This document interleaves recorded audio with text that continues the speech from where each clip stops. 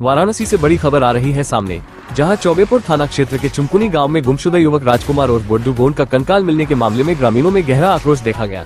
इसी कड़ी में गुरुवार को क्षेत्रीय विधायक त्रिभुवन राम पीड़ित परिवार से मिलने उनके घर पहुंचे और आर्थिक सहायता सहित हर संभव मदद का आश्वासन दिया। गुड्डू गोंड बीते दिनों लापता हो गए थे, जिसकी गुमशुदगी रिपोर्ट चौबेपुर थाने में दर्ज की गई थी। 28 अक्टूबर 2025 को सिवान क्षेत्र में एक कंकाल मिलने के बाद ग्रामीणों में रोष बढ़ गया और उन्होंने चौबेपुर बाबतपुर मार्ग पर चक्का जाम कर दिया। मौके पर पहुंचे एसीपी सारनाथ ने ग्रामीणों को समझा बुझाकर मामला शांत कराया।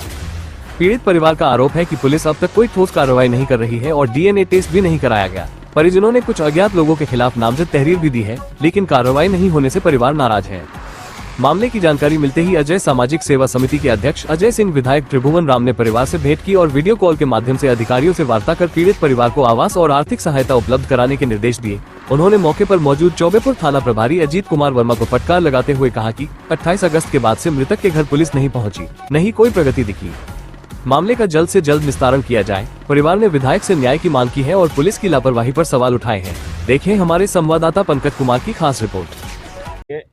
जो नरकंकाल मिला है, आप यहाँ आए हैं, इनके पिता का आरोप है और पुलिस जांच धीमी कर रही है। इनके पिता का आरोप है कि उसकी हत्या की गई है, लेकिन पुलिस जो है अभी तक अपहरण का ही मुकदमा दर्ज कर पाई है। मैंने अभी देखा है, इन्होंने जो एफआईआर के लिए चिट्ठी भेजी थी, पुलिस आयुक्त महोदय को भी भेजा है और थाने को भी भेजा है। एफआईआर भी लाज भी हुई है, जो उसमें कुछ तथ्य इन्होंने दिया है, जिसमें एक रविंद्र जितेंद्र वरुण राहुल पुत्र केशव निवासीगढ़ बरवा खुर्द जो गाजीपुर में पड़ता है, उनसे इनका कहना है कि विवाद चल रहा था और कोई ज़मीन थी जिस पर उसने यहाँ पर गलत तरीके से वसीयत के माध्यम से ज़मीन को हड़पने की कोशिश की थी, जिस पर इन लोगों ने एतराज़ किया था और उस आधार पर इनको संदेह है कि इन लोगों ने मिलकर इनके पुत्र की हत्या की है।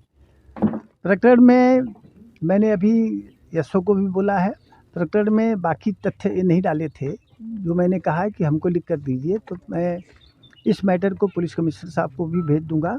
और मैंने आपके सामने ही थानाध्यक्ष चौबेपुर को सख्त हिदायत दी है, वो स्वयं आएंगे, इनके पास इनका परीक्षण करेंगे, इनसे स्टेटमेंट्स इनका रिकॉर्ड करेंगे और उसके बाद जो भी उचित कार्रवाई होगी की जाएगी।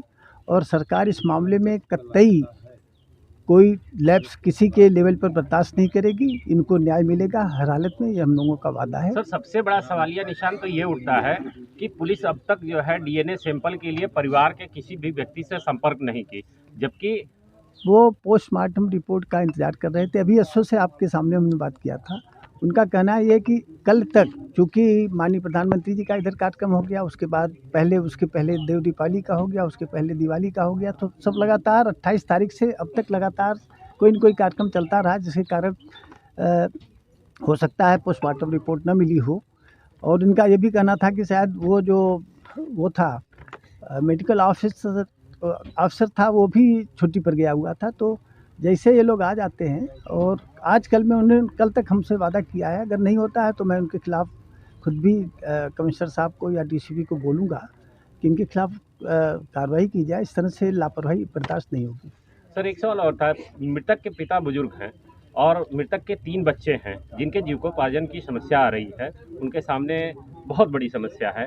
क्या सरकार से इनको क्या मदद मिल पाएगी? और अभी तक इनका भी आरोप है कि कुछ अभी तक जो है, इनका कहना है कि हमें किसी भी प्रकार की मदद नहीं मिल पाई है। ये थोड़ी सी जो दिक्कतें हैं वो अभी इस्टेब्लिश नहीं हुआ है कि मृत्यु किस प्रकार से हुई है, तो उसके बाद ये तथ्य जब प्रकाश में आ जाएगा तो उसके हिसाब से जो सरकार की राहत मिलती है ऐसे आकस्मिक मृत्यु में, जो 4 लाख रुपए की धनराशि मिलती है, उसके लिए भी हम लोग प्रयास करेंगे कि यथाशीघ्र मिल जाए उसको, उसमें कोई दिक्कत नहीं होगी। एक बार चीज़ें फैक्चुअल हो जाएं, एक तथ्य सामने आ जाए, उसके बाद कार्रवाई होगी।